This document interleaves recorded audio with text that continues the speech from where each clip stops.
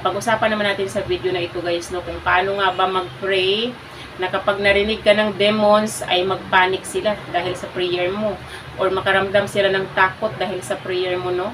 Kasi hindi natin alam, tayo ng mga believers, mayroong nagmumonitor sa prayer natin, no? May naka-assign sa atin ng mga witches para i-monitor yung prayer natin, para pag-aralan nila yung mga words na sinasabi natin, para malaman nila kung ang prayer natin ay effective nga ba, yung prayer natin ay nagpo-post nga ba ng threat sa kingdom nila, or kung yung prayer natin ay parang wala lang. Alam nila yan, no? Nasisense nila na kapag ikaw ay magpipray ka na. Kasi nga na-train sila tungkol dyan.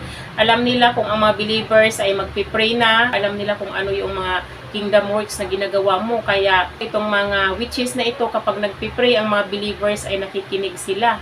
Para i-monitor tayo, para i-monitor kung ano yung mga sinasabi natin, no? Ganon ang trabaho ng mga ibang witches sa kingdom ni Satan, no? Kaya dapat ay aware tayo na may nakikinig sa atin, kasi kadalasan sa atin hindi natin alam, kasi akala natin nasa loob tayo ng kwarto, wala namang ibang tao, ikaw lang at saka si God lang ang nakakarinig sa'yo. Hindi mo alam, itong mga agent ni Satan ay isa ito sa assignment nila, ang pakinggan yung mga prayers ng mga believers, no? So, paano nga ba tayo mag-pray na kapag narinig tayo ng mga witches na ito ay mag-panic sila? Mag-cause tayo ng pagkataranta nila or mag-cause tayo ng takot sa kanila kapag narinig nila yung mga prayer natin. No? Number 1 na talaga dyan, kapag ikaw nagpupursige ka sa kabila ng resistance, sa kabila ng opposition sa iyo, nagpupursige ka pa rin sa prayer mo, isa ito sa kinakatakutan ng mga witches at mga demons na ito, no? Kasi kapag tayo nagpipray na, nagsisend na ng evil assignment ang mga kaaway natin para i-distract yung prayer natin. Kasi ako personally, kapag nagpipray ako, iba't ibang techniques ng mga kaaway yung nararamdaman ko. Kapag nagpipray ako, nakakaramdam ako ng pangangati ng katawan ko, no, sa iba't ibang bahagi ng katawan ko. Tapos, minsan naman, nakakaramdam ako ng heaviness or mabigat yung katawan ko. Minsan naman nakakaramdam ako ng antok, as in yung parang malalaglag na yung mata ko na sobrang bigat ng ano ko, no, ng mata ko, no, yung talukap ko parang sobrang bigat na parang bibigay na talaga, makakatulog na. Tapos minsan naman ay bigla ka na lang makaramdam ng worry. Mag-worry ka dahil sa mga bayarin mo or dahil sa mga kung anong mga problema man yung wino-worry mo, ang hindi mo alam, strategy lang ng mga kaawayan. Talagang sinadya nilang gawin yan para mawala ka sa focus. Kasi nga ang mga Christians na effective ang prayer ay dangerous yan sa kingdom ni Satan, no? Kumbaga, delikado ka sa kingdom ni Satan kasi maaari kang makadamage sa kanila. So, banta ka sa kingdom ni Satan. Kaya ginagawa nila lahat ng paraan para ang mga Christian ay madistract sa prayer, para ang mga Christian ay mawala sa focus, no? Minsan pa, kapag gusto nilang i-interrupt yung prayer mo, gusto nilang putulin yung prayer mo, ang gagawin nila, magsiset up sila ng tao, nakakatok na lang bigla sa pintuan mo, kahit hindi naman importante yung sadya, or di kaya yung phone mo bigla na lang magre-ring, or di kaya may mga biglaan na lang ng mga pangyayari na kailangan ng atensyon mo. Halimbawa, yung mga emergencies na ganon, di ba? Ay yung, hindi mo alam, strategy lang ng mga kaawayan para nga ilihis ka sa mga ginagawa mo, ilihis ka ng landas para sa halip na mag-pray ka, ay mapunta na ang atensyon mo doon sa mga distraction na pinadala nila. Kaya dapat kapag ganito ang naramdaman natin, ay dapat ay magpipress hard pa tayo. Diinan pa natin yung prayer natin. Dapat ay maging aware tayo na itong ganitong klase ng pangyayari ay strategy lang ng mga kaaway natin, no? Para hindi tayo ma-defeat ng mga kaaway na ito, ay dapat kapag ganito ang mga naranasan natin, diinan pa natin yung prayer natin. Magpupumilit pa tayong mag-pray, kumbaga labanan natin yung resistance ng mga kaaway natin, no? Huwag natin silang hayaan na magtagumpay. Huwag natin silang hayaan na makumpleto nila yung assignment nila sa atin, no? Pangalawa naman na dapat natin gawin sa prayer natin para katakutan tayo nitong mga demons na ito, ay dapat ay mag-pray tayo ng mga specific prayer. Kasi kadalasan sa atin ng mga Christians, ang prayer natin ay pang general, di ba? Ang sinasabi natin, God help me, God do something for me. Sinasabi natin, God, if it is your will, or kung kalooban mo man, or sana alisin mo yung mga problema ko, or sana i-bless mo ako, mga sana, gano'n, no? Dapat ay maging specific tayo kasi alam natin bilang Christians, magmula nung naging born again tayo, kinonsider na tayo ni God na anak niya. Kumbaga, adopted child na niya tayo, nabibilong na tayo sa royal family. Kasi nakasaad yan sa Bible. Sabi sa 2 Corinthians chapter 6 verse 18, I will be a father to you, and you shall be my sons and daughters, says the Lord Almighty. O patunay lamang na kapag ikaw born again na, anak ka na ng Diyos. So, nagtataglay ka na ng authority ng Diyos, no? Huwag natin kalimutan na anak na tayo ng Diyos. Dapat maging specific tayo sa prayer natin. Kasi itong mga general prayers na to, hindi to effective, no? Wala namang masama magpakumbaba ka sa Diyos, di ba? Kasi nga, bilang anak ng Diyos, kailangan natin ng humility. Kasi hindi natin ka-level si God, kailangan natin na ibaba yung sarili natin. No, walang masama sa pagpapakumbaba, pero kung ikaw nakakaranas ng spiritual warfare, spiritual attack yung nararanasan mo, hindi effective ang general prayers na ito. Kasi tulad nga ng sinasabi ko, ay ang mga prayers natin ay pwedeng i-block ng mga witches na ito para hindi makarating doon sa heaven ang prayers natin. Kaya nga, binigyan tayo ng authority ni God kapag ginamit natin ang pangalan ni Jesus.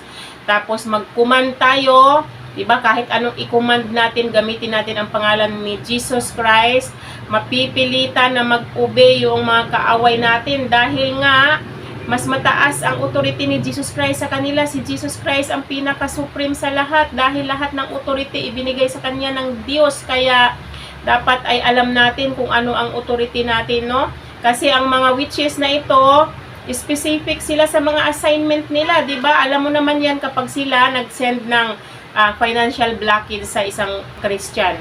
Ang spiritual blockage na 'yan ay intended talaga 'yan na i-cut off yung income mo doon sa source talaga, 'di ba? Talagang sinisigurado nila na wala kang magiging ipon, sinisigurado nila na wala kang magiging increase, sinisigurado nila na hindi ka magpa-prosper when it comes to finances, 'di ba? Talagang specific ang mga assignment nila sa bawat believers. At saka kapag halimbawa nagsisend sila ng health attack, 'di ba? Yung kapag inatake nila yung health mo, halimbawa dinadamage nila yung isa sa mga organs mo, specific yung assignment nila sa mga Christian. Halimbawa gusto nila magkasakit sa liver, o 'di ba? Napaka-specific ng assignment nila, tapos ikaw mag-pray ka lang ng mga general prayers. Hindi effective yan. Hindi mo maiaalis yung sarili mo kapag general prayers ang gagawin mo. Be specific. Sa halip na mag-request ka, mag-command ka, ganito yung sasabihin mo: by the authority given to me in Jesus' name, I command every evil assignment of the enemy against my finances, against my health, against my business is cancelled now. And I declare that the power of the enemy is already null and void, ineffective against my life. Ganito, ganyan. Dapat ganun ang prayer mo. Magkukuman ka, tapos magdi-declare ka. Sa halip na umasa ka, dapat mag-declare ka. Kapag spiritual warfare ang nararanasan mo, maging strategic ka sa prayer mo para ma-defeat mo ang mga kaaway na ito, no? Pangatlo naman na dapat mong gawin sa pagpipray para ang mga kaaway mo ay matakot sa'yo or magpanic sila sa prayer mo. Kapag alam mo kung anong authority mo sa identity mo, yung pagkakilanlan mo, kapag alam mo kung sino ka, ano ang papel mo sa buhay ng Diyos, di ba? Kung sino ka, kapag alam mo kung sino ka, ay magpapanik sila. Halimbawa, mag-pray ka ng ganito, no? I am the daughter of the Most High God. I am seated in the heavenly places with Christ. I carry the authority of Christ. I am covered by the blood of Jesus Christ. Ganito, ganyan ang prayer mo. Ay magpapanik sila kapag ganun ang prayer mo. Kasi kapag ang Christian na alam ang authority, ay hindi kailanman sila mananalo. Kasi alam natin itong kingdom ni Satan na to, nag-ooperate sila in secret, di ba? Kumbaga, ang power nila nagdidepende sa kaignorantihan ng mga believers. Kapag ang mga believers ignorante, hindi alam ang authority nila, talagang mananalo ang kingdom ni Satan, no? Kapag hindi mo alam kung ano ang authority mo bilang anak ng Diyos. Pero ang mga Christians na alam ang authority nila, hindi nila pwedeng galawin yung mga Christians na alam ang authority niya, lalo na ginamit mo yung pangalan ni Jesus, di ba? Ginamit mo yung blood ni Jesus Christ. Hindi sila mananalo. Kasi kapag ginalaw ka pa rin nila na alam mo yung authority mo, magbabayad sila ng high price sa ginagawa nila. Kumbaga, sila ang mahihirapan. Kung ano man yung ginawa nila sa iyo, magbabackfired sa kanila yan. Babalik sa kanila kung anong ginawa nila sa iyo, no? Kaya nga may mga witches na pagkatapos nilang umatake sa mga awaken na mga Christians ay nagkakasakit sila, di ba? Nagkakasakit sila ng matagal sila kapag gumaling dahil nga ang mga Christians na inaatake nila, alam kung ano ang authority niya, alam kung ano ang identity niya bilang anak ng Diyos, no? Kasi nga, hindi nga nila pwedeng galawin yung mga ganitong Christian. Kasi alam naman natin na si Jesus Christ, siya ang may pinaka mataas ang authority sa mundong ito, di ba? Kumbaga, sa kanya ibinigay ni God lahat ng authority. Kaya, sa pamamagitan ng pangalan ni Jesus, magkukuman ka, magdideclare ka, ang kingdom ni Satan, kahit sino pa man sa kanila, kahit sino pa man sa agent ni Satan or si Satan mismo or yung mga demons, mapipilitan sila na mag-bow down, mapipilitan sila na sumunod dahil nga sa authority ni Jesus Christ, di ba? Kaya hindi nila pwedeng galawin ang mga Christians na alam ang authority, no? Kasi nga magbabayad sila. Magbabayad sila ng price sa ginagawa nila kapag nagpupumilit sila na galawin yung mga ganitong uri ng Christians, no? Kaya kayo, kung gusto ninyo na ang prayer ninyo ay magkukos ng pagpapanik sa kingdom ni Satan, magkukos ng takot sa mga alagad ni Satan, ay gawin ninyo itong ganitong uri ng pagpipray, no? Kung gusto ninyo na ang prayer ninyo ay magkukos ng pagpapanik sa kingdom ni Satan, magkukos ng takot sa kanila, dapat ganitong prayer ang ipapractice ninyo. Ang una, sa kabila ng resistance ay nagpupumilit ka pa rin, nagpupursige ka pa rin na mag-pray. Pangalawa naman, ay maging specific ka sa prayer mo. Hindi effective ang mga general prayers, gumamit ka ng mga specific na prayers. Pangatlo naman, dapat ay alam mo ang authority mo sa identity mo, di ba? Alamin mo kung ano ang authority mo bilang anak ng Diyos. Ay sigurado kapag narinig ka nitong mga witches na ito, narinig ka ng mga demons na ganito ka mag-pray, ay matatakot sila sa iyo, magpapanik sila dahil sa prayer mo, no? So, yun lang naman yung aking may isi-share sa inyo sa araw na to, guys. Sana may natutunan kayo sa akin. Hanggang dito na lang yung aking video. Bye-bye and God bless you all. Bye-bye everyone!